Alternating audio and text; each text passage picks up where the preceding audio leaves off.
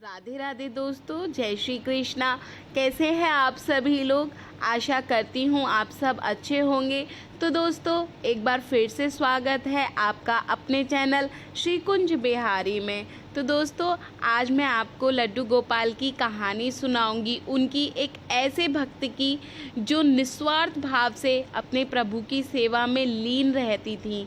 अनजाने में ही सही, लेकिन वो कुछ ऐसा कर जाती थी जो सिर्फ एक सच्चे भक्त ही कर सकते थे। और फिर श्री कृष्ण के बाल स्वरूप लड्डू गोपाल की अपार कृपा उस पर बरसती है। तो चलिए अब इस कहानी को आरंभ करते हैं। एक समय की बात है, एक गांव में दो वृद्ध स्त्रियां रहती थीं। दोनों का इस जगत में कोई नहीं था। वे दोनों एक दूसरे का सहारा बनकर बड़े प्रेम भाव से रहती थी। हालांकि धर्म से दोनों अलग अलग थीं, लेकिन विचार से एक थीं। उनमें से एक महिला हिंदू धर्म की थी और दूसरी जैन धर्म की थी। दोनों अपने अपने धर्म के हिसाब से प्रभु की आराधना किया करती थी। उनमें से हिंदू धर्म की महिला थी, उसने अपने घर के मंदिर में श्री कृष्ण के बाल स्वरूप लड्डू गोपाल को बड़े प्रेम भाव से विराजमान किया हुआ था और उन्हें प्रतिदिन एक बालक के भांति प्रातः काल नहला धुलाकर सुंदर वस्त्र, आभूषण आदि पहनाकर तैयार किया करती थी। वह उन्हें एक बालक के समान ही मानती थी, इसीलिए कहीं बाहर जाती उनके लिए फल, खिलौने आदि चीज़ें लेकर घर आती थी और प्रेम पूर्वक उनको भोग लगाती थी। इसी तरह वे दोनों महिलाएं एक दूसरे के परस्पर सहयोग से अपना सुखमय जीवन व्यतीत कर रही थीं। वो दोनों जब पूजा पाठ एवं सभी कामों से मुक्त होती थी, तब बचा हुआ समय एक दूसरे के साथ सुख दुख बांटते हुए व्यतीत करती थी। कुछ समय बीतने के बाद श्रावण मास में एक जो हिंदू महिला थी, उसको तीर्थ यात्रा पर जाने का अवसर मिला।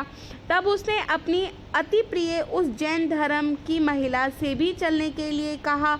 चूँकि वृद्धावस्था अधिक होने के कारण वह चलने फिरने में थोड़ी असमर्थ थी, इसीलिए उसने जाने से मना कर दिया और कहा कि मुझे चलने फिरने में परेशानी होगी, इसी कारण तुम्हें भी तीर्थ यात्रा में विघ्न रहेगा। तब तो हिंदू महिला उदास मन से तीर्थ यात्रा पर अकेले ही जाने के लिए तैयार हो गई और जाते वक्त उसने उस जैन महिला से कहा, सखी, मैं 1 माह के लिए तीर्थ यात्रा पर जा रही हूँ। मेरे आराध्य श्री कृष्ण बाल स्वरूप लड्डू गोपाल का ध्यान रखना, उन्हें बिल्कुल एक बालक की तरह स्नेह देना, प्रतिदिन स्नान आदि कराकर वस्त्र सुंदर आभूषण पहनाकर भोग लगा देना। उस जैन महिला ने सब बातें सुनी और बोली कि हाँ सखी, तुम चिंता मुक्त होकर तीर्थ यात्रा को जाओ, मैं तुम्हारे लड्डू गोपाल का भली भांति ध्यान रखूंगी। इतना सब कहने के बाद वह महिला तीर्थ यात्रा को निकल गई और जैन महिला ने सारा कार्यभार अपने सानिध्य में लिया और बड़े उत्साह और उमंग के साथ सुबह उठकर खुद नित्य कर्म से निवृत्त होकर लड्डू गोपाल को स्नान की तैयारी में लग गई। उसके बाद जब वो उन्हें लड्डू गोपाल को नहलाने लगी तो वह उस महिला की नज़र लड्डू गोपाल के पाँव की तरफ पड़ी तो वह दंग रह गई, क्योंकि उनके पैर मुड़े हुए थे।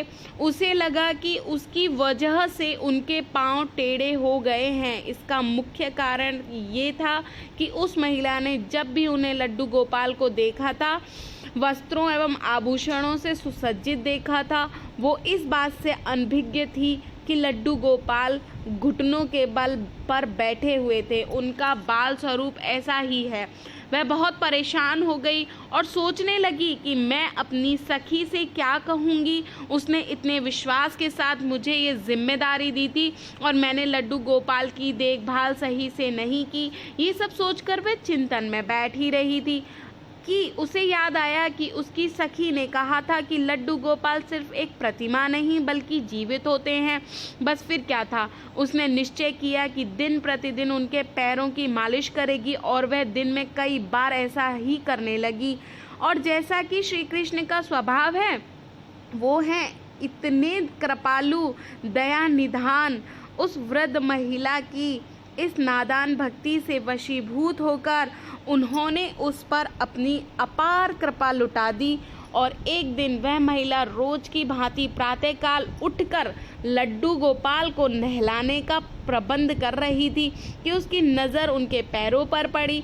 उसने देखा कि उनके लड्डू गोपाल के पैर ठीक हो गए हैं और ये सब देखकर वह खुद महिला खुशी से फूली न समाई और ये सारा वृतांत सुनने के लिए अपनी सखी का बेसब्री से इंतज़ार करने लगी। कुछ समय पश्चात जब हिंदू धर्म की महिला तीर्थ यात्रा पूर्ण करके वापस आई तो सबसे पहले वो अपने लड्डू गोपाल के दर्शन को ललाहित थी और जैसे ही उसने लड्डू गोपाल को देखा तो आश्चर्य में पड़ गई। उसने देखा कि लड्डू गोपाल खड़े थे।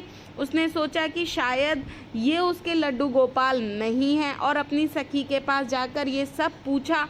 तब उस जैन धर्म की महिला ने सारा वृतांत उसे सुनाया।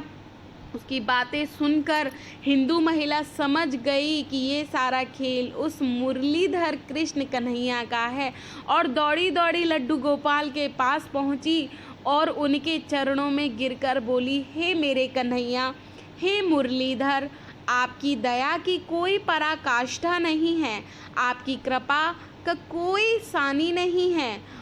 और फिर उस जैन वृद्ध महिला से बोली कि हे सखी, तू धन्य है, तुझ पर श्री कृष्ण की ऐसी कृपा हुई है जो कोई भी कभी भी सोच भी नहीं सकता।